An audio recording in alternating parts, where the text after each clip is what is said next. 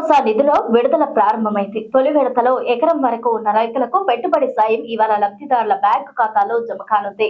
అయితే సిద్దిపేట జిల్లా నర్మెటలో జరిగిన కార్యక్రమంలో సీఎం రేవంత్ రెడ్డి విడుదల చేయగా ఆదివారం బ్యాంకులకు సెలవు కావడంతో సోమవారం రైతుల అకౌంట్లో పడతాయి. రైతు భరోసా నిధుల విడుదల ప్రారంభమైంది. తొలి విడతలో ఎకరం వరకు ఉన్న రైతులకు పెట్టుబడి సాయం ఇవాళ లబ్ధిదారుల బ్యాంక్ ఖాతాల్లో జమ కానుంది.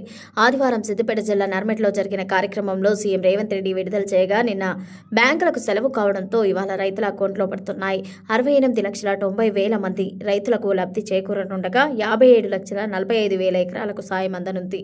ఇవాళ 3,446.94 కోట్ల నిధులు రైతులకు అందనున్నాయి. తొలి విడత ఎకరానికి 6,000 జమ కానున్నాయి. మరో 45 రోజుల్లో 2-3 విడతల్లో మిగతా నిధులు వేయనున్నట్లు రేవంత్ రెడ్డి ఆదివారం జరిగిన సభలో ప్రకటించారు. యాసంగి సీజన్ కు ఎకరానికి 6,000 చొప్పున సాయం అందిస్తున్నారు. రైతు భరోసా పథకం ద్వారా రైతులకు ఏడాదికి ఎకరానికి 12,000 చొప్పున ప్రభుత్వం అందిస్తోంది. రైతు భరోసా నిధుల్లో నల్గొండ జిల్లా టాప్ లో ఉండగా మేడ్చల్ మల్కజ్గిరి జిల్లాకు అత్యల్ప నిధులు కేటాయించారు. ఈసారి రైతు భరోసా నిధుల విడుదలలో రూల్స్ ను ప్రభుత్వం మార్చింది. గతంలో తొలి రోజు ఎకరం పొలం ఉన్న వారికి నుంచి మొదలు పెట్టి విడతల వారిగా అందరికీ నిధులు విడుదల చేసేవారు. కానీ ఈసారి ఎంత పొలం ఉన్న వారికైనా తొలి విడతలో ఎకరం పొలానికి 6,000 పడతాయి.